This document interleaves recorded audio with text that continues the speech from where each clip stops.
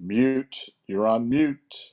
We got the strap on. We're on mute, but we also have the shades on because, again, we had Edric Houston and JJ Smith coming to the Bucks, and guess what? They both came to the Bucks. Whit Fong missed it. All the local guys missed it, but we had it, so we're strapped up, ready to go. So we appreciate you guys, as always. If you guys have any questions, hit that super chat. Again, everything you guys do will go to the Pay It Forward Foundation. It'll go to our soldiers right now. We appreciate you guys. If you guys enjoy this content, please hit like, subscribe, and also hit that little alert bell. You'll be alerted every time we go live.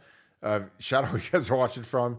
Who is your favorite recruit of the day? Is it Edric Houston? Is it JJ Smith or somebody else? But like 2 5-stars, actually five 5-stars in total. So we'll get right to Nevada back. Nevada, we got the strap on today because, again, last night we weren't scared. We didn't waver. We didn't follow the chalk of Chad Simmons and Steve Whitfong and the national guys that honestly kind of suck and they're trash at what they do now. But all the local guys were like, oh my God, fire Larry Johnson. They had Larry Johnson up on the cross today. They had his hands against the thing. They were here to drive the nails in. And all of a sudden, Edric Houston said, hey, I'm going to Ohio State. And they're like, oh my God, Larry Johnson, you're not the worst recruiter in the world. But like, it was just like one of the best days ever. Because I'm like, LJ is, if you want to get developed, he's as good as it gets. But I appreciate what he does. And again, we got Edric Houston and JJ Smith, arguably the top 2 players in the entire country in Ohio State's class. A lot to be excited about, a lot to be proud of. But I want to know, what were your thoughts? Were you ever nervous about Edric Houston and JJ Smith? Because I wasn't, and I know you exceptionally weren't. But what were your thoughts on what has happened over the last, 12 hours?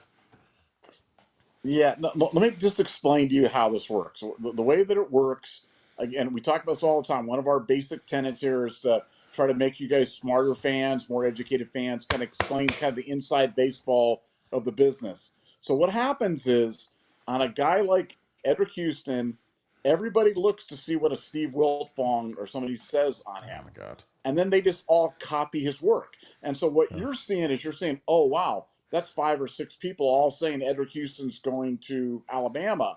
But what it really is, it's just one person and everybody else copying. So what you saw was the classic overreaction, the classic, Whitfong took a swing, got it wrong. And as a result, everybody got it wrong except for us. Because, I've been doing this for a long time, and I've seen these ones where you flip back and forth and back and forth. And the guys that I can tell you exactly where our information was from the agents, and the agents were saying, no, he's going to be a Buckeye. He's definitely going to be a Buckeye. I don't see I don't get this Alabama talk. He doesn't want to play in that Alabama defense. He wants to play in a 4-3, not a 3-4. And I'm just like, that makes perfect sense to me. That's why we never wavered on it. And I'm excited. I'm excited about every kid in the class. But Houston's, he's a good player. He is a good player. And I know people were really nervous and really, fretting and lots of concern and lots of people being scared and lots of people being wrong. But when you see that, just know it's one person coming in and getting it wrong, and then everybody else is copying their homework. And you've ever done that with, I did that one time in a computer science class where I copied my friend's homework and we had the exact same thing, but we had the wrong thing going on. And my teacher put on it, he circled everything. He's like, see your friend's homework. And like, he knew he had us because we just both got it wrong exactly the same. We most did a semicolon instead of a colon when we were writing code. So this is what this is. Wilfong just whiffed again, and he's been bad this year too. Bad, really bad, impossibly bad, really bad. And he's been good in the past, but it used to be oh wow, Wilfong came in with a Fong bomb. Now it's like a Fong bomb means the thing's blowing up. It's just going to be a pile of duty. And that's what it was. He just he soiled himself today, and as a result, everybody else on the beat soiled themselves. And so good. The Buckeye Scoop. We don't soil. We hung tight and had a. I was really never that nervous about it. When people were saying, "Hey, fire Larry Johnson," I was like, why don't we just wait and see how this plays out before you guys fire Larry Johnson and we kill Ryan Day? And I like the class. I liked the class last night. I liked the class the day before. I like the class today. It's a really strong class. And is it perfect? No, you could always use one more guy. It's kind of like when you're playing craps. You play craps and you roll for like 35 minutes or something like that, and you clear the table, and you crap out, and you're like, oh man, if I just had one more roll, just one more roll, that would be good. Hey, look, we're always one more player away from having it be perfect, but this was a really, really good class. One of the best average star rating classes, that I can remember, and excited about it. Really excited about it. Well, and again, like if you're scared, just go buy a dog. Merry Christmas. Go get yourself a dog if you're scared. But it's like Edric Houston, I was like, this guy's been in the fold for 6 months now. And, everyone's like, oh, Nick Saban's flipping. I'm like, well, you can't even name Alabama's defensive line coach. He's not in any article. Did any of these idiots write? And I'm like, LJ gets beaten to death. LJ, what's up on the cross today? Ready to put the nails in his hands. And I was like, hang on, let's just wait till he announces. And Edric's like, I'm going to Ohio State. I want to be a Buckeye. I want to learn from LJ. And it's like, well, take him off the cross. The guy knows what he's doing. Again, he's 71 years old. I know he's old.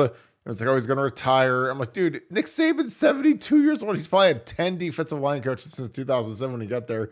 And I'm just sitting there. I'm just like, like if I had a kid who is athletic enough and twitch up enough to play for LJ, like he's going to play for LJ. He's not going to Saban. He's not going to be a 3-4 defensive end, hold up the tackles, 2 gap. He's going to be going like off the edge, outside shoulder, pass rush. Cause like this kid, if I'm Ryan Day, I give him the Block O jersey tomorrow because he likes to wear number 0. So he wore it at Buford.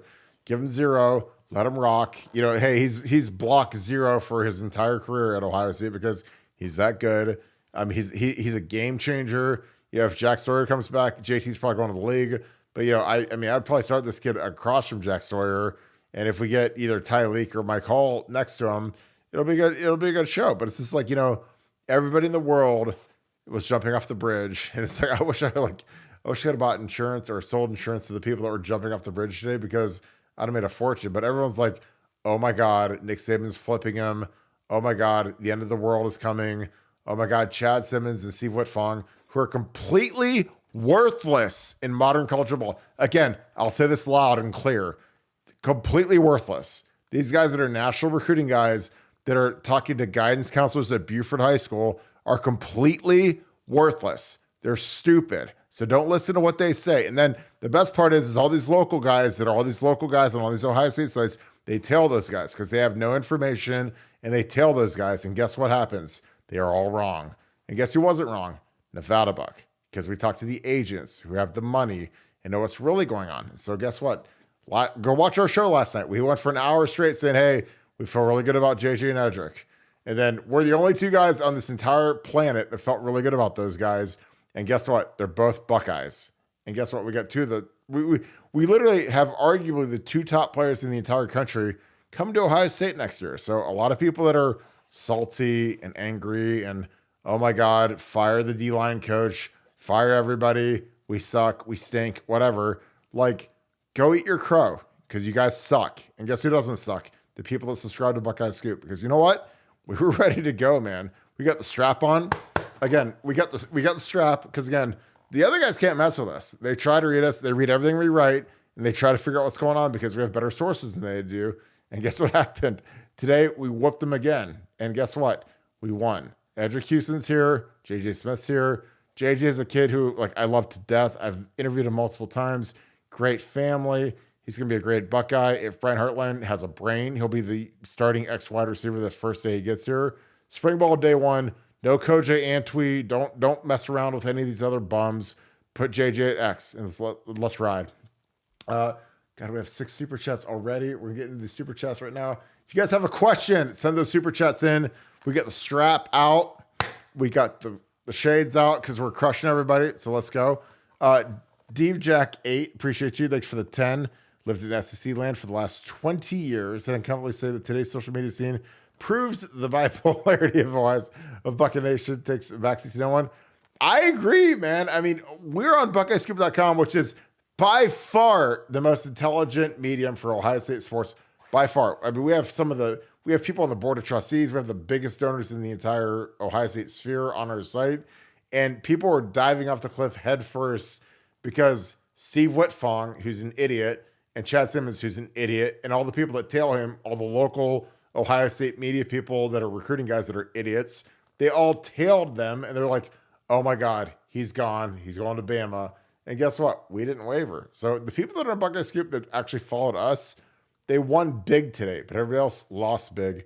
Nevada, your thoughts on the bipolarity of Buckeye Nation? Because again, it was bad today.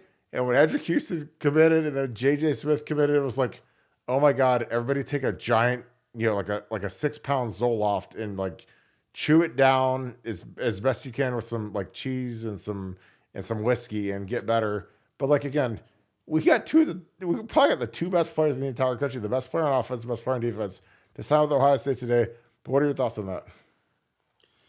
Well, I just think, look, I mean, Ohio State fans there's some real insecurities with Ohio State fans. There's insecurities about our place in the college football world. There's some insecurities about, our recruiting, about our coaching, about our talent level, about our, ability to beat Michigan.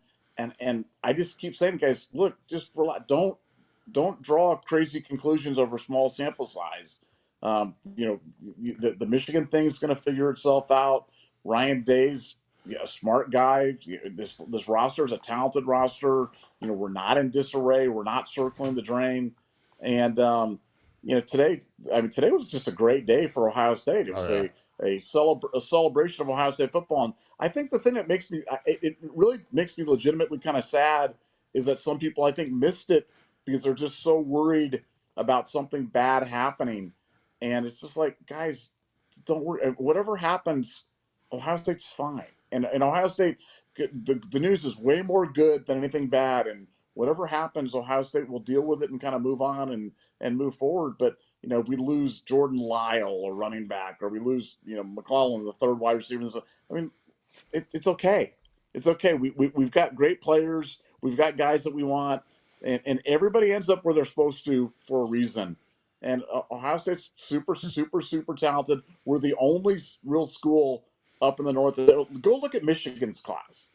Go look at Whew. Michigan's class, Ugly. and Ugly. that ugly. And then tell yourself like, oh, I'm so worried about their quality or their talent or their. I mean, the distance between us and Michigan is so vast. We just got to start figuring out. We lost a couple of years when they were cheating and knew our signs, and we lost this year in a really coin flip game where we made more mistakes. We missed a field goal. We threw effectively a pick six. They made their field goals. They didn't turn the ball over, and we were thrown into the end zone to win the game at the end of it. It just didn't come up, and that happens sometimes. Ann Arbor's a tough place to play for anybody, and it was tough for us today. But don't be insecure as an Ohio State fan. We're in great shape, and the future is so bright that we got to wear shades. That's right. The shows are always on. Sean Krupka, thanks for the deuce. Appreciate you, brother. Any concerns with JJ Smith? Oh, why not big saying it? No. I talked to the SFE guys today. No. Just a technicality. We're all good. I mean, again, he went through the whole ceremony today at Shama Madonna, put the hat on. He's been committed for, I don't know, 2 years. And so, again, if this would switch, it'd be the biggest shocker in the history of recruiting. I have zero doubt about JJ. I've met JJ. I know JJ. I know his dad very well. And dude wants to get developed. He wants to be Justin Jefferson. He wants to be a $30 million a year receiver in the league. So $3 million from Florida State or Miami or the U or Florida, the Gators, it's not going to make a difference for JJ because JJ, he wants to be 3 and out. He wants to be a number 1 receiver. He wants to be a top 5 pick. And again, the pathway to that is follow Marvin Harrison. Because I think, obviously coming out of high school, JJ is 10 times better than Marvin was coming out of high school. So there's no reason he can't follow that same track, be 3 and out, be a top 10 pick, and go make legitimate money. Nevada, are you worried at all about JJ? No. I expect to see a notification pop up shortly. You just clean up some things. I'm sure they wanted to make sure they got the NIL stuff all nice and clean and there. Had to get some signatures. Had to get some things sent over. No, let's put it this way: no one that I talk to is concerned or has an element about it. So could it be the biggest swerve? Could this be like Hulk Hogan is the third man at Bash at the Beach, where he came running in and then hit Randy Savage with like the big elbow and then drop the leg on him. I guess anything is possible in the world, but I've heard absolutely nothing that leads me to believe that there's anything, and Ohio State's not concerned. So that's all I can tell you. So if they were concerned, I'd be concerned. But I mean, when you really say it out loud, you're like, what would have had to have happened? JJ would have had to have been committed for a year or 2 years. He would have had to, every interview talk about Ohio State, go up there, pump fake the signature of the LOI, and then change in 4 hours and completely throw all that aside and switch. I mean, does that make any sense to you? No. So if that doesn't make sense to you, you're probably being insecure as an Ohio State fan. So just in the immortal words of the great Aaron Rodgers, relax. RELAX, relax. In the immortal words of Ryan Day, we're just going to do a Zoom meeting. So BC, lay a day. Thanks for the 5, brother. Aves for the win. OHIO. Not sure what that means, but I appreciate you, brother, as always. Sergio Sama, thanks for the deuce. Kirk, can you give Harbaugh the Stone Cold Stunner? Not to give the jackknife powerbomb, of course, as always, like I am Kevin Nash. John Mertes, thanks for the 10. Do you think the coaches will feel the pressure to play 4 or 5 stars early so they don't enter the portal for 1 year? Well, it depends on how good they are. I mean, if Edric Houston is that dude and JJ's was that dude in camp, yeah, they need to play. Like, don't play some of these guys, Caden Curry and some of these guys. If Edric Houston's that dude, play him as your third D end. Play him as the starting D end across from Jack Sawyer or whoever comes back. So, again, like it's all relative to how good do they do in camp, how well do they adjust to college. But like JJ Smith is not coming here to sit. So if I'm Brent Hartline and Ryan Day and Justin Fry or whatever idiots running our offense, like he's our ex the first day he gets here. If he comes here winter conditioning on January 3rd, then guess what? You're learning the X position like the back of your hand, and you're going to be the best receiver in the country day one. And you put Brandon Inniss in the slot, you put Carnell Tate at the Z, and then Bryson Rogers and all the other Rogers and Kojo Antwi and all those other guys, they can figure out the rest of it. But like, if JJ shows up on January 3rd, he is the X wide receiver the first day. You don't play around. Don't be stupid. Don't make him earn a spot and say, hey, you're better than every other guy we have in this entire room, including Innocent Tate. And we're going to feed you like a monster because that's what JJ can be. Your thoughts, Nevada? Well, I think it's a great point. I think it's a great point about how the transfer portal and things has changed. The challenges for college coaches. I mean, you can't just store players. You can't tell players to wait their time. Players don't want to wait. They want to play. They want to play now, and it just adds to the complexity of the job that Ryan Day has. And I don't envy him this because he's well compensated, but man, Urban Meyer was well compensated. Didn't have to deal with 90% of the stuff that Ryan Day has to deal with right now. And so I think it's a great point. I think it does force your hand some because you've always got to be mindful of the fact that before, transferring was a gigantic pain in the arse, and it was hard to do, almost impossible to, rarely used. And now, I mean, probably 1/3 of the top guys in this incoming class are going to be in the portal inside 1 year. So it talks about the fundamental change in college football and the fundamental change in the way that Ryan Day's got to go about doing business. But I think that's a great point, an underrated point, and something to watch out for. I just think you have to gas up these kids that are here, especially the kids from out of state, the kids that are from Florida, the kids that are from South Florida. Like, you got to get them involved early. You can't be stupid. Like, Ryan Day was exceptionally stupid with Quinn Ewers. Like, he left Quinn Ewers at home. He traveled Jagger LaRue. I don't know if he's trying to make a point, but Ryan was really stupid for doing that. And again, he mismanaged a guy that's probably going to be the Heisman favorite next year because he wanted to travel Jagger LaRue to the Rutgers game. He left Quinn at home. Quinn gave him a senior year, sat it, and it was just like, why would you ever do that? Like, Urban Meyer would never do that, but Ryan, he was a young coach trying to make a point, and he's just stupid. And he's getting better, but again, that was a really dumb move. It's kind of like doing the Zoom meeting because you want to go on vacation for signing day instead of actually doing it in person. Raymond Mitchell, thanks for the 10. I'm okay with recruiting at 3 and 4 star guys on both lines and having them develop in the strength program so that every year we're only playing juniors and seniors in the trenches.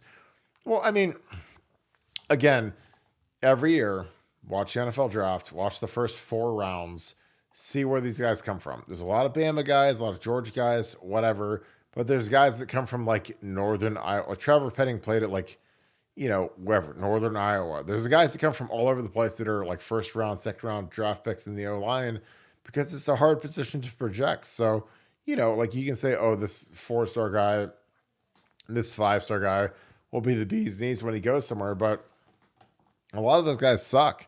They show up to Ohio State, they play college football, and they suck. So, I think you got to take. It's not just taking 3 and 4-star guys. I think it's taking guys that can play. And again, in the portal era, you could take guys from the MAC that are good players. I mean, there was a MAC player from Toledo that went to Texas A or Texas Tech. And he got $250,000. A very good player, Vinny Scurry. And I'm just telling you, like, you take guys like that they've played for 3 years. They're second team all MAC, whatever they were, and they become good players. But the O line is so hard to project. Again, you guys were all excited when Kyle Dodson committed to Ohio State in 2012, and he's pussy popping on the handstand, and he's doing a rap song to commit, and it was between us and USC, and when he committed to Ohio State, everybody was like ready to die, and they're so excited. And then he showed up to camp, and after 2 days, I knew he couldn't play. I knew that he sucked. I knew that he was soft. And within a year and a half, he was on a medical red shirt. He couldn't wait to get out of there. Couldn't wait to not play. And then like Taylor Decker, who committed, 2 months earlier, nobody was excited about. Nobody cared about Taylor Decker. They thought he was just like some big, tall, white kid from Vandalia Butler. But when he showed up, Taylor's ready for war. Taylor's a big athlete. We could mold him. He was a little soft, a little dumb, but we got him tuned up. I mean, not dumb in the sense that he didn't know the plays, but he had to understand like what the game was. Like, but Taylor is one of the smartest human beings ever been around.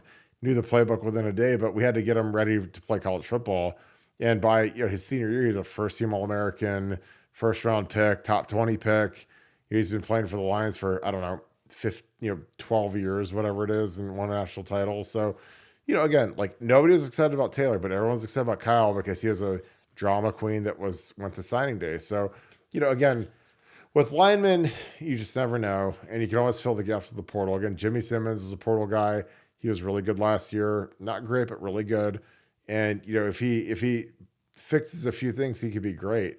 So again, with linemen, you just never know. I mean, it's such a developmental position. There's so many guys that are, the hybrids, the guys that are DNs or tight ends and great athletes, but they're not quite athletic enough to play tight end in college, and they moved to tackle. And like Jimmy Simmons was the guy that went to San Diego State and came to Ohio State after 2 years and became our starting left tackle. And, if we would have signed him 2 years ago when he was, the 800th best tackle in the country, people would have panned it. And they said it was terrible and a reach and bad signing and bad whatever, but he turned out to be pretty good.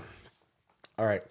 So we are on to Nick. Appreciate you, brother. Thanks for the 5. Sorry, just got on. Anything to worry about with JJ? Letter of intent? No. I love this podcast. Appreciate you, brother. Appreciate what you guys are doing. I'm not worried at all about JJ. Again, JJ went through the whole rigmarole. His family is rock solid. JJ's rock solid. Nevada, your thoughts on the NLI not being in yet?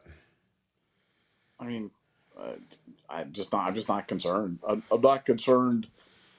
I'm not concerned until I have reason to be concerned, and I've heard nothing that gives me any reason to be concerned.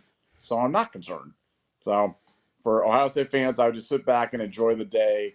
It's been what a great day.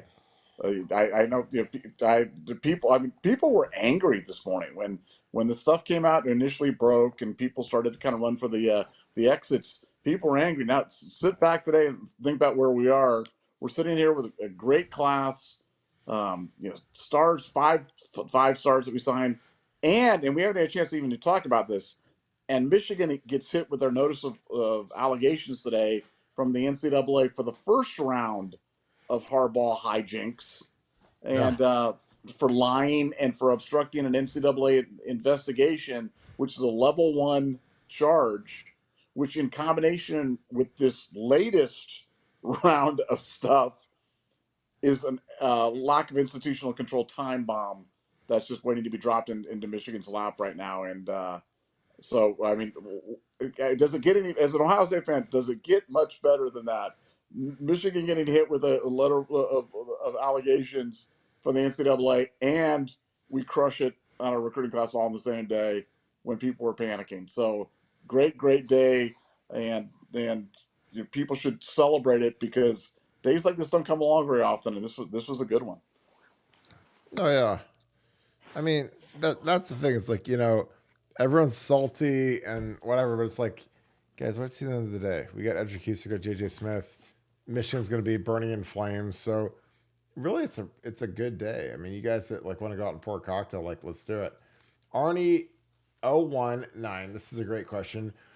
What do you make of Harbaugh not doing his interview today on Big Ten Network? Again, I think Harbaugh is beyond repair. He's a weirdo. I think he's trying to dodge all media availability as possible. They said he's busy preparing for playoffs. But Washington coach interviewed. Again, nobody's that busy they can't take 30 minutes to do an interview. I mean, you can prepare for the playoffs, but they've been preparing for 2 weeks now, and a 30-minute interview is not going to kill anybody. I think it's better to do the interview for recruiting than it is to skip it. But your thoughts on that, Nevada? Yeah, I mean, he's clearly, like you said, he's a weird guy. He's mentally checked out. And everybody that I talk to um, does not believe that they believe that that this year is the end of the road for him. That he will not be back next year. I think that he'll try to move on to the NFL, and we'll probably be able to do it while this thing, pending the final outcome on this NCAA investigation. But eventually, that's going to tail him there as well. So I think he's got a very very uncertain future ahead of him. But I think his life and career at Michigan has come to an end. I agree. I think he's going to end up at the Chargers or the Bears or the Panthers. D Sonny, my man, I appreciate you as always. You're the best. Do you think the NCAA TV production will ever get close to the NFL? No, because the NFL kills it. During the Notre Dame game, they didn't cut to Devin Brown once. NFL would have cut to him after every McCourty incompletion. I don't know. Like I love how the NFL does TV. I love like Saturday Night Football. I think it's the best telecast on television. It's got the best cameras, best angles, best everything. I don't know if it'll ever get there. I would love that. I know the NBC does Ohio State games. They did that Notre Dame game, but it didn't seem like it was the same. Your thoughts, Nevada? Well, here's the problem. Chris Collinsworth is his act is kind of tired. So I know that we had, like, I think was it his kid or something like that was calling some game, and he was bad. But listen to if his dad says "hoot nanny" or something like that one more time on Sunday Night Football, then I'm going to be like running out there and shooting myself because he's just it's like, I love Chris as a player. I've always thought that he was, a terrific, to have a wide receiver like that could run like that, make all those catches. Loved him as the Bengal, but man, his country act is just it's weary for me, and I like the production values on Sunday Night Football, but the announcers just they bother me. I'm not sure why they bother me so much, but they really do. I don't know. Do they bother anybody else, or am I the only one that's like every time he's out there and he's like, yeah, we're gonna have a crawdad near a hoot nanny, and oh, can't believe the guy did that. No, Tommy DeVito, he looks like the guy from the Italian pizza place that went there and got you a pizza. And it's like, oh, please, just shut up. You love Tommy DeVito. Don't stop it. I Robert do. Cutler, thanks for the 10. I appreciate you, brother. If you have a question, toss that in there. Bane Ja Poker, thanks for the single. Again, you guys, it all adds up. Appreciate you. Daniel O'Leary, thanks for the 5. U.S. Marine Corps on this 82 to 86. Retired firefighter, appreciate you. Marine Corps, oorah. Love the show. Can't wait for the Cotton Bowl. Any word on Kirk's? Not yet. We downloaded his film. He hasn't signed yet, but LJ wants to make everybody love him again. They can go after that. So we'll see. This is great. If CTA was the first to be Kirk Barton, probably. I didn't play long enough to get CTA, but I appreciate you, my man. Todd, thanks for the 20 OH from Buckeye Nation in Colorado Springs. That is a great part of the world. Again, I used to go to Boulder every Christmas. 3 definite things in life: 1, death; 2, taxes; 3, Michigan sucks. Merry Christmas to our Buckeye Nation family. Appreciate you, my man. We're burning through these. Keith Myers, thanks for the deuce. If you have a question, toss that in there. Nick Heckman, thanks for the 5. Any idea who we bring in for the transfer portal? It'll probably be more after spring ball to see how Devin Brown does. Because depending on who comes back, I think we're still need D-line help. Love the work you guys do. Well, we got to get some guys that can play because we paid all this money to Tyler Malone and he stunk. We could put him on the field, so you got to gas up some of these guys that can actually play. So the portal isn't all it's cracked up to be because when you pay some of these guys like Victor Cutler and Tyler Malone and then they end up sucking, like it's hard, because you're banking on those guys to be contributors and you can't put them on the field because they're not good enough. But Nevada, is there a time where you think we go after more portal guys? Well, like I mean, look today. I think Caleb Elam's arm committed to TCU, which was really weird. Yeah. I'm just I've said this a million times, but it's like the guys have to be better than what you have in the room, and so if you're talking about Tackett Curtis, maybe that's a guy that you take a look at as a development guy, who's somebody who can be better. But a lot of these guys just they're not better on the offensive line. Maybe you go to the wide to the running back room if Trey Henderson doesn't stick around, but they think he is sticking around. But if he didn't, maybe you go for running back. But I'm just not convinced when I see this that there's just any of those. There's a lot of highly regarded guys, but I should say they were highly regarded coming out of high school, but then they got to college and they didn't do much. So are they really that high? Is Corey Foreman or whatever, is he that highly regarded? Number one player in the country, 6-star player, unbelievable number one defensive player. He had 25 tackles in 3 years. So is he really that guy, or was the rating services just wrong on him? So I think we're mistaken. We're getting kind of confused between highly regarded guys and guys that can actually play. And I think there's a lot of highly regarded guys, and I think there's very few guys that can actually play. And I think that's where Ohio State's coming down with on this first crop of portal kids, which is they're really having a hard time finding those ones that they think that can help them. I totally agree. Patrick Allen, thanks for the 5, brother. Anyone else pick up on Ryan? I loved this actually. Saying if you want to come to Ohio State, you have to want to compete. Nice way of saying bye, Felicia McCord. Again, when all the smoke came out about Kyle McCord, they said he wanted to be. I'll take my shades off for this so I can look right in the camera.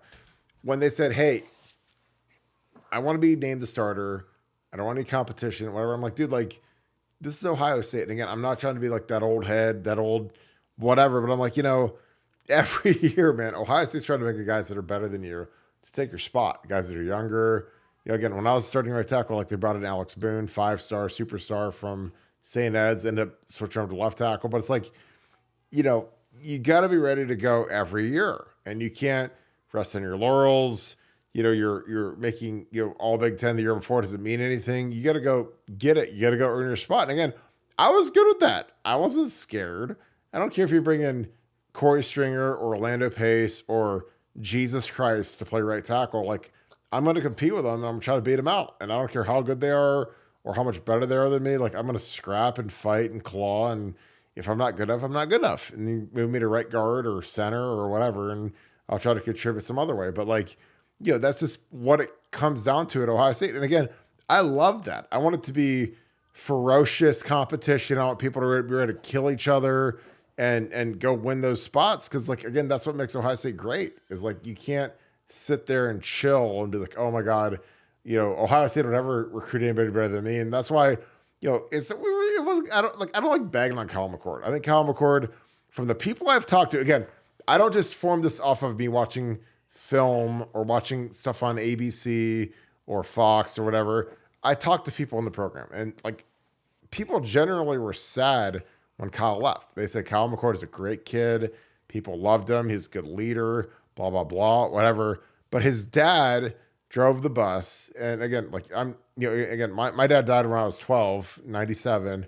So, but I wouldn't let my dad drive my bus. I'm driving the bus. My dad doesn't get to talk to the coach. He doesn't get to go storm Ryan Day's office and demand NIL money and demand he's a starter and all that other trash. Because I think if Kyle's dad wasn't in the picture, Kyle's probably still here. But his dad was he's the dad from Varsity Blues. He's an idiot. And guess what? So now he's at Syracuse and he's going to get the tar beat out of him next year. So That's just my opinion. But like, you can't, if you're Ryan Day, and again, I give Ryan Day a lot of credit for this. I know Ryan Day had a long day waiting on Edric Houston, JJ Smith. He's probably about 10, Miller Lights deep tonight. And I appreciate him for that. But he's like, you know, I'm not naming anybody the starter because I want everyone to compete through the winter conditioning, through spring practice, through fall practice, and then through the games. So you can't just like get out the anointing oil for a kid like Kyle McCord, who frankly was okay, but he kind of sucked and he lost to Michigan. So you can't put the anointing oil on his forehead and say, "Oh, Kyle, you're so good. We can't do anything without you, and our lives will change if we don't have you as our starting quarterback." Because then, you circumvent Devin Brown from competing, Lincoln Keenholz, Aaron Nolan from competing. And again, that's not fair to those guys because those guys need to know it's a fair fight, it's a fair competition because this is 1 year. But if Devin dominates next year and he's better, and like you can't be scared to bench Kyle McCord, especially when he hasn't done anything in the history of the program. What are your thoughts, Nevada? Yeah, I mean, a lot to unwind there. No, I look, I liked Kyle McCord. I thought we could win with Kyle McCord. I was sad to see Kyle McCord go, but he's gone, and I think it's for the best. I think this truly is for the best. I know his dad was very involved. I know his dad was very active as a source for a lot of these other people on the beat, and that kind of affected kind of the narrative on some of the stuff because his dad was so connected to a lot of these guys on these message boards that were talking stuff. So it was basically coming right from Kyle's dad. But look, I genuinely wish him well. I've heard the same things you have from other people. People were sad when Kyle left. It wasn't like rejoicing like, hey, Kyle's gone. That's great. And I mean, look, the guys like Devin Brown and they're rallying around Devin Brown and they like what he can bring. But they were sad, and I think they were a little confused too because the players don't feel like they had a terrible year. They don't feel that they feel like they came up a little short, and things that was unfortunate. But this is not a lost season for them, and they certainly want to go out on a high note, and they plan to go out on a high note on December 29th, and that's going to be with Devin Brown at quarterback. So let's go get it. Yeah, and like I played with quarterbacks that were okay, that kind of sucked, and were like they kind of sucked as humans, and they got benched for Troy Smith, and we ended up being way better. So if Devin Brown can be like our Troy Smith, then I'm happy with it. Because again, like I'm all about winning. I don't care about anything other than just like let's be better at quarterback, and because the quarterback drives the bus in the whole team. Treasure the Torah, my man, our number one guy. Appreciate you. Happy Hanukkah, brother, as always. What's up, my brother Kirk? I see you with the Southern Class on. I told Nevada, I was like, hey, once we get Edric, I was like, the shades are going to be on the whole time. Hang on one second. I got the strap from Dana White. So we got the big strap going tonight. Big strap. So, site championship belt because we won the site championship today because everybody else was panicking. Because everybody else was licking Steve Wilfong and Chad Simmons' dong. We weren't because we have better sources than they do. So we got the strap on. So we appreciate you guys that all support us. Swagger is on 100 million tonight. I appreciate you. But again, Torah, you're the best. Thank you. Merry Christmas. Happy Hanukkah, brother, for all you guys do for Buckeye Scoop. All you guys do for our veterans. So thank you guys, as always. But the strap is up big time. Big Red Buck, thanks for the 10 spot. Thanks for taking the time out of our evening to keep us updated. You guys, Big Red Buck, you have to understand, this is the highlight of our day. I know you guys think that we're crazy, and you're like, oh, there's no way these guys actually want to get on here and talk that talk with us. But it's like, it's always fun. We do this every night. So it's not like every night is National Signing Day. But when last night, go watch our show for an hour last night, we're like, well, we feel like we're getting Edric Houston, and we feel like we're getting Juju Smith. We think that all these other idiots are getting bad information. And guess what? When they both come to Ohio State and our information was right and all the national guys, Chad Simmons and Whit Fong and all these other morons that are the local media idiot recruiting guys are wrong, we can't wait to get on the microphone. Can't wait.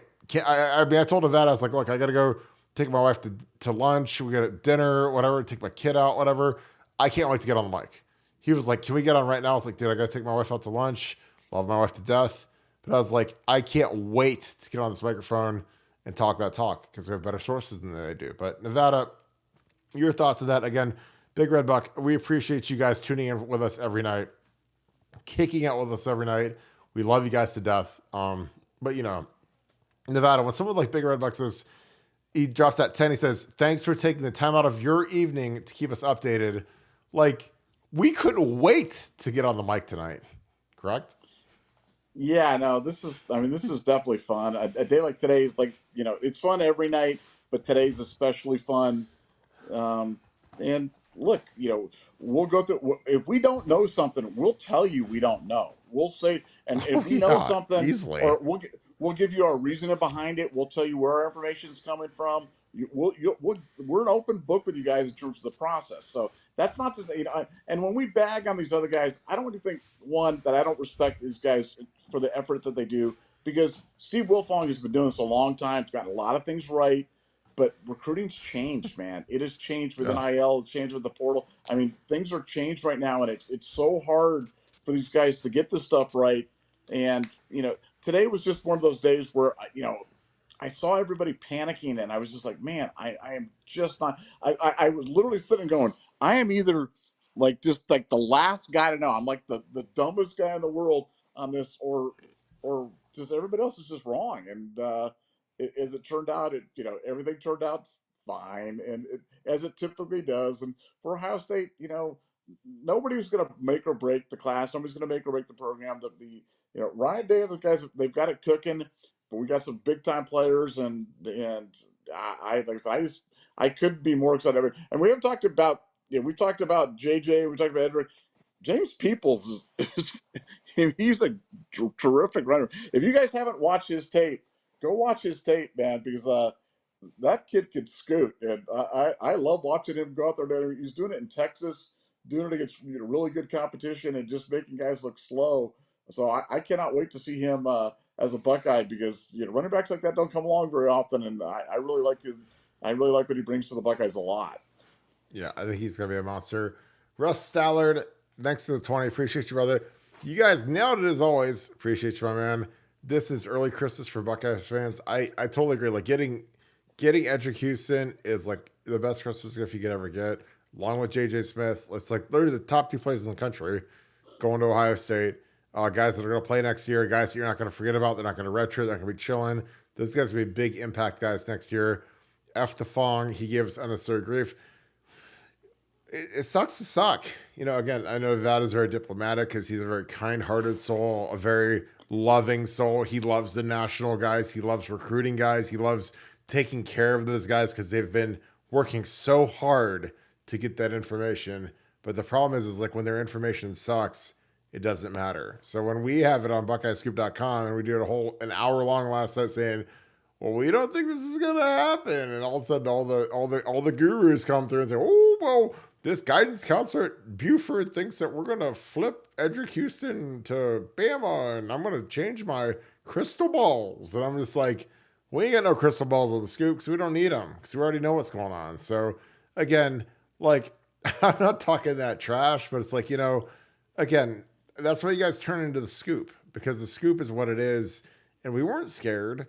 We've been around the block. I've been a coach. I've been a player. I've smelled the turds. And it's like, so you're telling me that this guy, Edric Houston, is going to visit Clemson, which is like the Titanic spot at the iceberg. Like, we had a thing on a 5-star flip with Sammy Brown. Sammy Brown will be in the portal in 1 year. I mean, I'd bet a decent sum of money he'll be in the portal because he'll get to Clemson. The culture will be trash, and they'll suck next year. And all of a sudden they'll be like, oh my God, Sammy Brown's in the portal. Should we go get him? Just like Tackett Curtis, because Tackett Curtis screwed the pooch, went to SC. He was on the 150th best defense out of 130 teams. And then Edric Houston, visits Clemson. Clemson sucks. Bama plays a 3-4. He's 270 pounds. He's not going to be a 5-eye holding up the tackle, playing the 3-4 defense, which is what they want him to do. That dude wants to get the outside shoulder and be like Nick Bosa and go rush the passer and go kill everybody, go to the league in 3 years, be a top 10 pick, and mama gets a brand new Maybach. That's what he wants to be. So you don't get to be a Maybach guy when you're a 3-4 D end holding up the tackle going in the 5th round. So again, if he goes to Bama, he turns into Isaiah Buggs, who's a late round guy, nice guy, plugger, probably play 10 years in the league, minimum contracts. You go to Ohio State, you get to be Nick Bosa, Joey Bosa, Chase Young, Sam Hubbard, whatever, and go get paid the big bread. So, again, it's a scheme fit. He's a monster. He's going to play a lot next year. He's our third best end already. If JT takes off, he's probably our second best end if Jack Sawyer stays. And then I'd put him over Kenyatta, put him over Caden Curry the first day. But that's my opinion. Again, it sucks to suck, but that's why you guys are on the scoop, and we appreciate you guys. Pooh Beard, best name on the entire show, as always, because I don't even know what Pooh Beard is, but thanks for the 12. On National Signing Day, we don't see huge flips to us like Georgia, Bolden, and Bama, a few 4 stars OT last year. What are we not doing that they are just NIL? Well, I think a lot of this NIL. I think our NIL programs suck. I'm not going to bang on them too much because they just, it sucks to suck. But, those guys are good. And again, like a guy like Caden Proctor made a business decision. Caden Proctor's like, I could go to the University of Iowa where they fired the OC and Kirk Ferentz trying to get pushed out the door. Or go to Bama where, all their left tackles ended up going first round. So that kid started as a true freshman at Bama. Eric Wolfer is the O-line coach. Nick Saban obviously is the GOAT. Great strength program. So it's a business decision. Georgia is GOAT number 2. Like Kirby's won 2 straight. He's obviously not going to win one this year, but it's depressing to compare yourself to the 2 best programs in the country, which I think the 2 best programs in the country right now are Bama and Georgia. Georgia didn't make the playoffs, but you have to understand that's not going to happen every year when you play in the SEC and you play in the SEC championship and you lose one game and you're out of the playoffs. But kind of is what it is. But I think that, KJ made a decision to go to Georgia. Smart decision, more than FSU. But what are your thoughts, Nevada? Are we not, we seem like we closed like Jose Mesa in Game 7 of the 97 series versus the Marlins. But what are your thoughts on that? Well, I think, look, if you think about kids that are generally late deciders are, generally, not all the time, but generally looking for stuff that we're not really good at providing. And I think that's probably why, it seems like these kids that are flipping. I mean, look at Jack Sawyer. Jack Sawyer committed 9 months before signing day or whatever it was. One of the top 5 players in the country, 5-star kid. He just commits and everybody just kind of forgets about him. And if he'd have held out to the last day and had a thing, then everybody'd be like having a parade because we got Jack Sawyer, at the last minute. But we just didn't. And I think it's kind of the types of kids that we're going after and the types of things that kids are looking at and what we provide and what we're not good at providing. And like you talked about NIL, a lot of these kids that are going down to the last minute are big time NIL kids. And we're still figuring out the NIL game. We're not really good at it right now. We hope that we're going to get better. We have to get better. The good news is Ohio State realizes that they have to get better at NIL. But I think that's probably why you see these late breaking kids generally going to other places than Ohio State. I just think it's just kind of the nature of the beast. No, I agree with you. I think it's part of the gig, and like these NIL kids, you get them today and they're gone in December. So if it doesn't crack up, like everyone in the world thought Malachi Nelson was going to be the truth, and he's in the portal. Dom Moore was in the portal from UCLA. So again, it's kind of here today, gone tomorrow, and I don't really sweat it. D70, thanks for the 5. Appreciate you, brother. Have you guys ever seen a recruit come in, change the culture on a team, or make the position group want to step their game up? I mean, I haven't seen it because I wasn't here for Terrell, but Terrell probably did. I mean, Terrell, was a freak of nature, and I'm sure when he walked in the quarterback room with Todd Beckman and Joe Bowserman, he was probably like, "Yeah, you guys better get your A game together because I'm gonna take your spot." But that's tough because you have to be in a certain position room where there is an opportunity to play early, and you're that uniquely talented to do it. So, I mean, outside of Terrell, I can't think of a position where, you could walk in and be that dude. Like JJ could walk into the wide receiver room and be the scariest human being in there outside of maybe Ennis.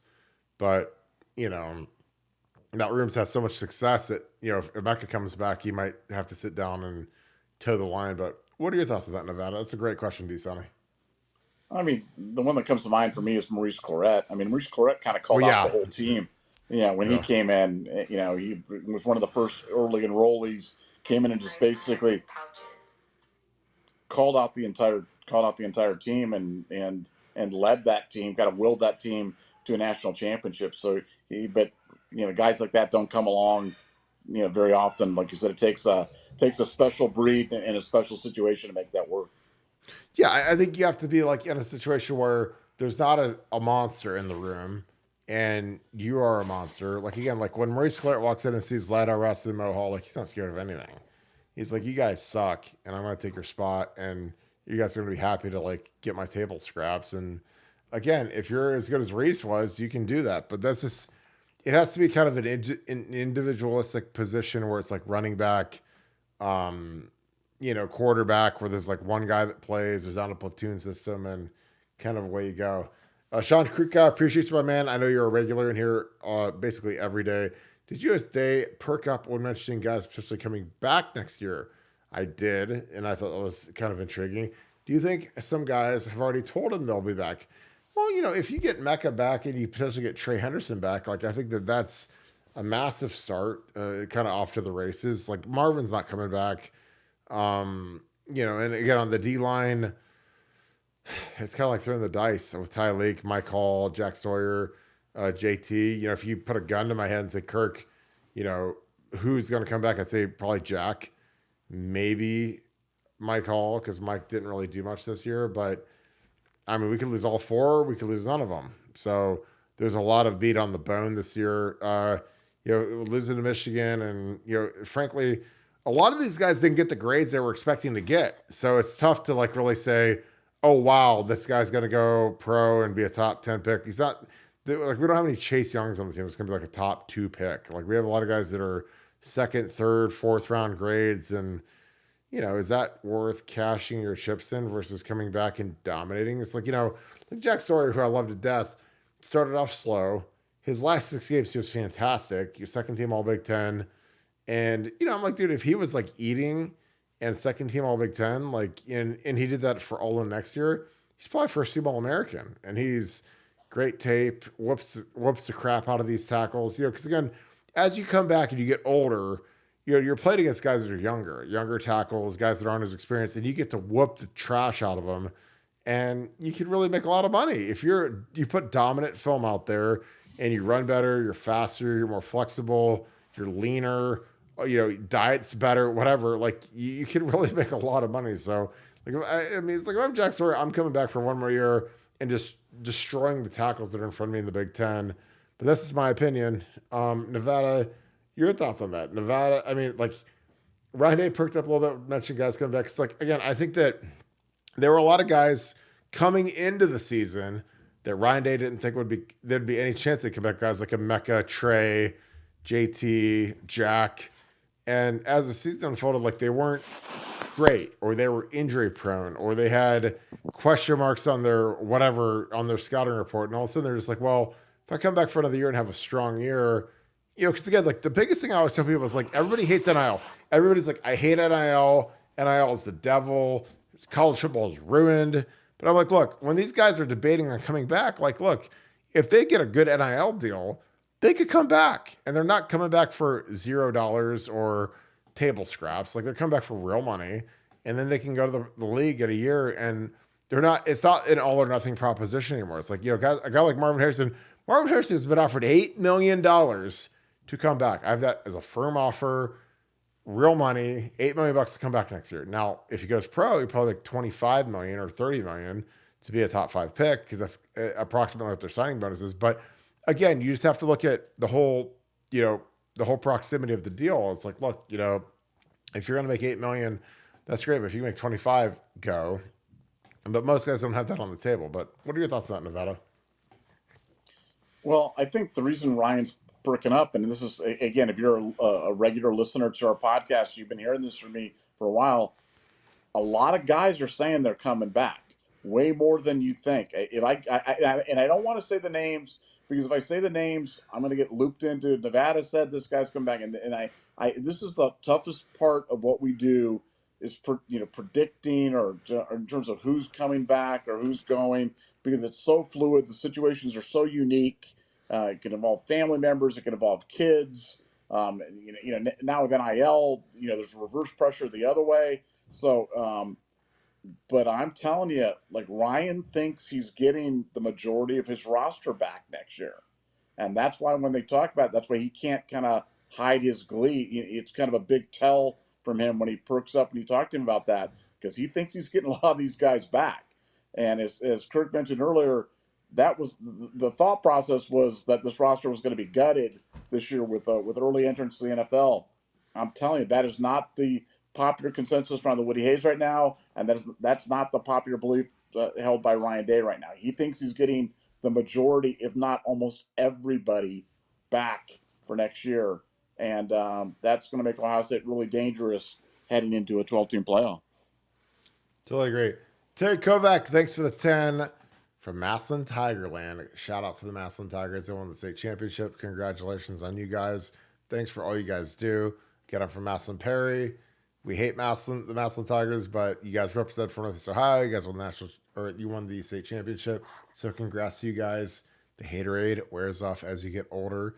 Mike Green, thanks for the deuce. Did JJ flip? Not to my knowledge. I mean, I've got really good sources on that. I haven't seen it yet. I don't think he's to who? Who did he flip to? Like, who did he flip to? He flipped to Steve Whitfong. Steve Whitfong flipped him today. Yeah. Whitfong put in the crystal ball, and we're all gonna die. Mike Green, thanks to the 5. Yo, with Devin, we won't have to worry about him not taking one-on-one shots. Laugh out loud. Yeah, I think you're right. I think Devin, I don't think he's gonna be taking those shots because he can run a little bit and he's got a little bit of a body to him. Appreciate you, Mike. John Mertz, appreciate you. Where else besides Buckeye Scoop would you hear the phrase licking their dong? That's why you guys are the best. Well, hey, it's real in the field. We know what it is. We know what the media guys like to do. We know whose dong they like to lick, and that ain't our gig. So we're not about that life. Wakes up. Thanks for the 10 Scoop Ultra member. We're gonna do a Scoop Ultra chat in the next 2 weeks, leading up to the Cotton Bowl. So if you guys are not members of Scoop Ultra, sign up because it is about to be crazy lit. We're gonna have a blast.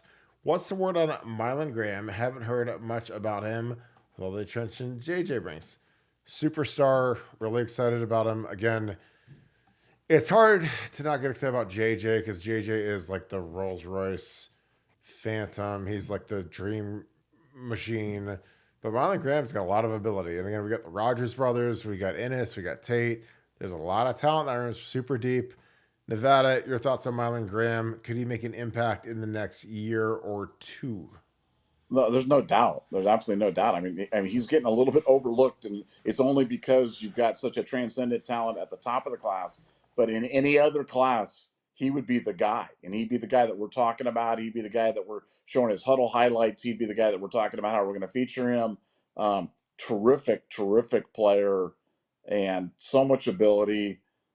No, I think he's gonna. I think he's gonna be big. I think overlooking him is a big time mistake because he's a terrific player.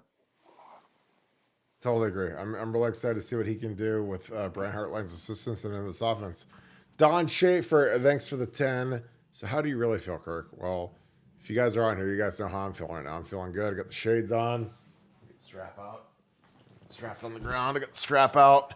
Slight championship belt. Strapped up. You guys nailed it today. Thank you. We appreciate you for paying attention because Nevada was sourced up and rocking that world today. And I was driving to lunch with my wife, and he's like, I'm not convinced we're losing Edric Houston. I got good sources on this one.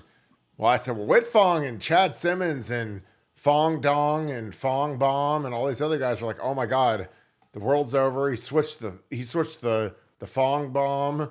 We have no chance. We're dead. And I was like, I'm still not convinced of it. I don't think he knows what he's talking about. So guess what? We won. Thank you, Nevada. I appreciate you because I was on the highway and you said, I wish we could go live right now at 1. I was like, dude, I got to take my wife to lunch. We do this every Wednesday. It kind of is what it is, but appreciate you. But we'll go at 7 and people are excited. Great job biting your tongue when some posters were losing it on the site. Again, that's just part of the gig. Some people they lose their minds over the dumbest stuff in history, and we don't because we're adults and we've been through 20 years of this, and we've lost. I don't know, Sean Crable, Sean Charles Henderson, Fred Davis, Jason Gwaltney, um, 10,000 other players that all ended up sucking and not doing anything. And we're just like, we're still good. We're still top two program in the country right now and cranking. So we don't have to jump off the ledge. We don't have to do a double dose of Zoloft like a lot of these people do. So we're ready to rock. I'm telling you, like, I like what we signed. I like we got the top two players in the country. Like a lot of these guys would probably kill to have our classes, and I'm really excited about what we can do. And I think that, as Nevada Buck said, going forward in a 12-team playoff, this is going to be a quarterback and wide receiver driven league. So we have the best quarterbacks, we have the best wide receivers, the best offense. Let's go throw that rock around and go score a lot of points because that's what's going to take to win a national championship. Any players you see OSU adding between now and February? I don't think so. We haven't been very active with the second signing day, but anything can happen. Your thoughts, Nevada? Well, there's that kid that Washington commit, that Ohio kid, and his name is escaping me Kirks? right now. Kirks. Yeah, whatever that guy is. I mean, that's one that's I know Ohio State was interested.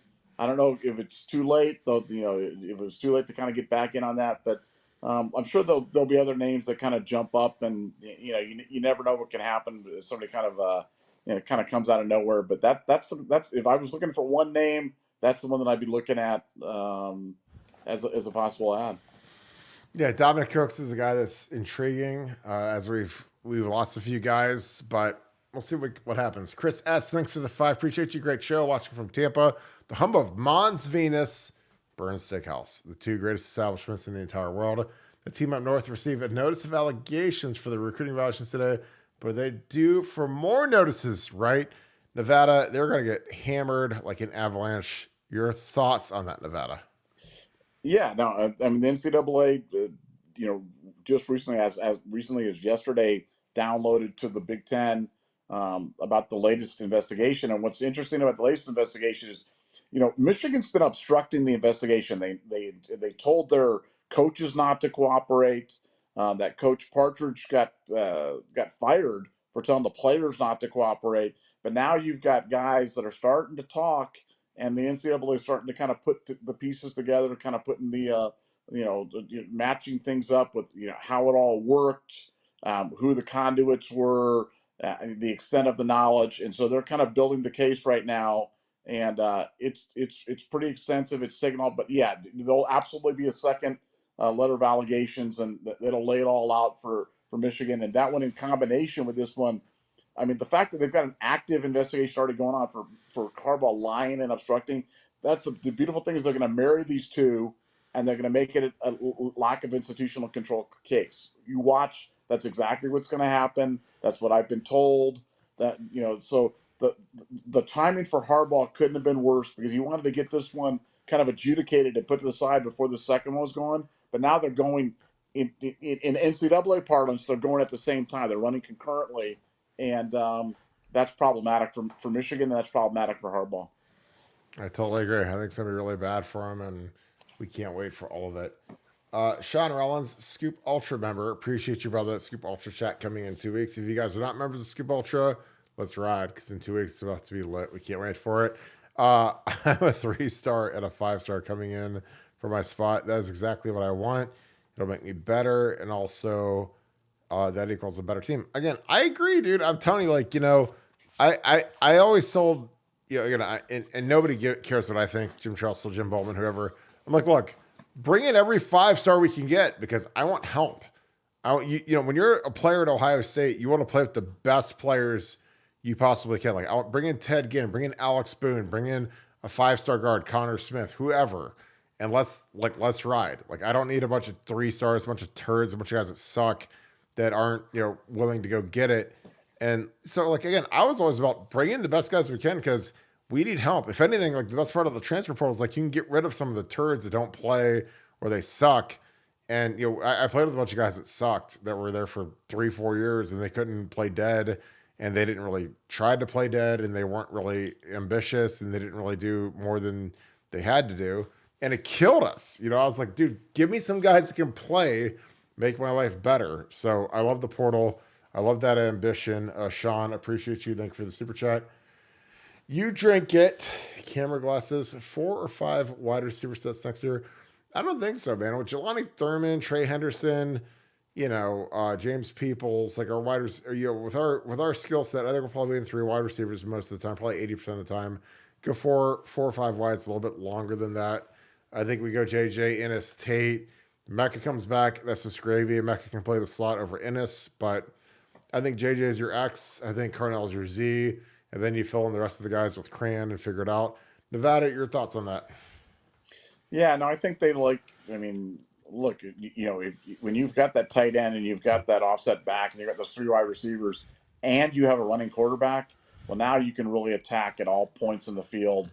And I'm hoping that's what they've been doing in the fall, or excuse me, in the fall in the bowl. That's what I hope that we see in the fall, because you want to see him, fully, attack the defense with all the weapons, and that means running your quarterback, and Devin is certainly capable of doing that, and I'm hoping that we'll see that on the 29th.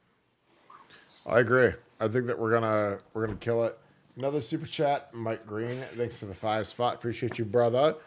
JJ would be a pure idiot to not sign this because he's going to be a megastar playing for our brand. Again, I'm very biased. I'm supremely biased. I'm going to say that. I'm supremely biased. So let me take the glass off, look into the camera. I am supremely biased. I have interviewed JJ. I've interviewed his father.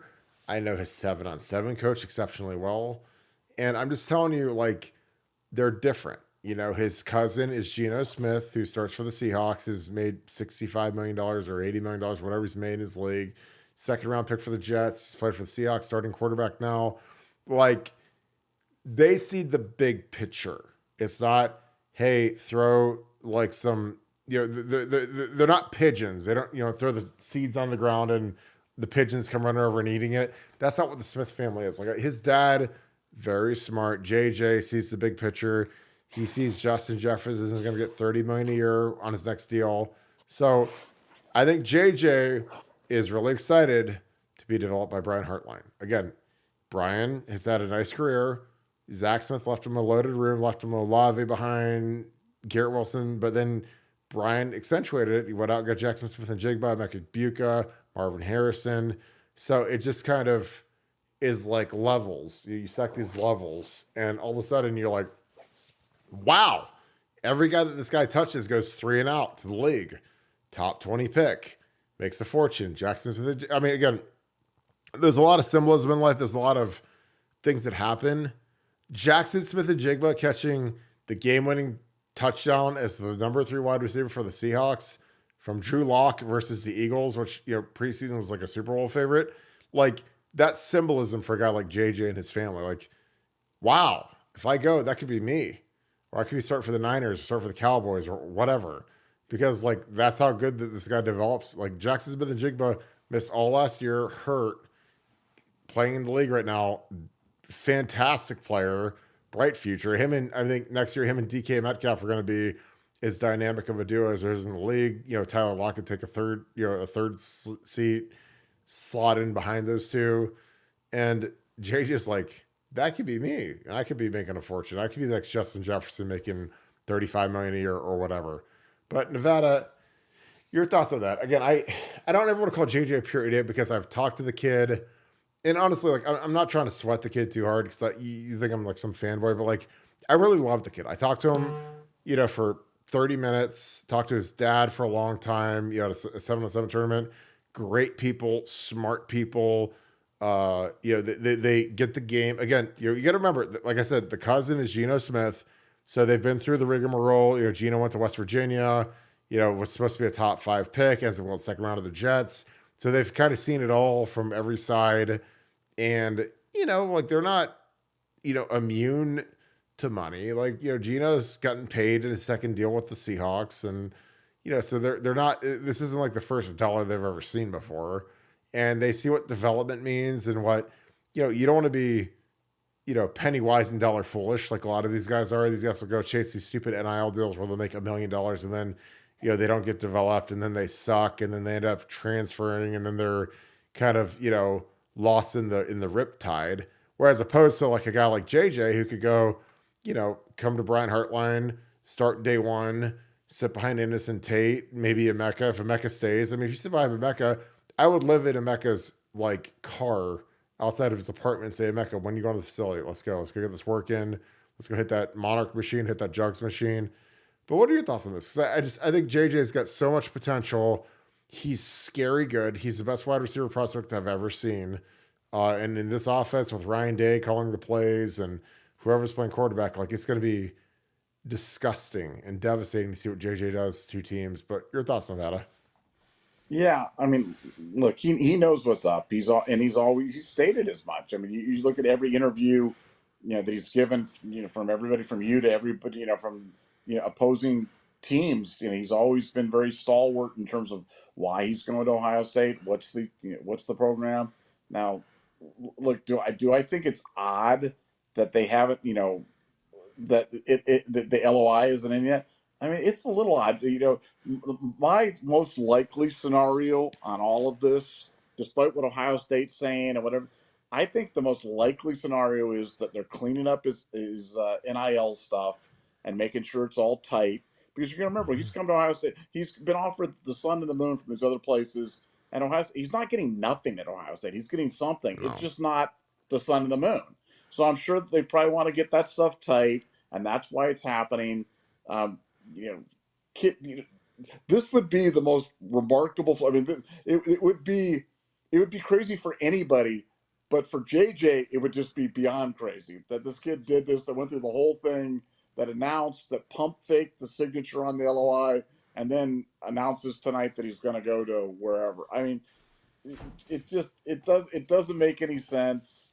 And like I said, my strong hunch is they're just kind of dotting the i's and crossing the t's and getting everything in order, and I think everything's going to be. I mean, I have heard absolutely nothing that leads me to believe that everything isn't going to be completely fine, and that this will just be a great chuckle that we have about this over the next 24 hours. Yeah, I totally agree. I think it's going to be fantastic. Well, Nevada, let's wrap this thing up. Great show. Again, I appreciate you guys. Nevada, your final thoughts on signing day. Well, my final thoughts are that we're going to have a watch party on January 1st for the Michigan-Alabama game. And I want you guys to all be ready to tune in for that one, because after we win on the 29th, we're going to be all looped up and ready to go. A few days after that, get ready to watch Alabama just tap into Michigan and end the dream for those guys. And we're going to be on here as a reaction show for the whole thing for 3.5 hours of madness, and we want you guys to all tune in with us. It's going to be a lot of fun.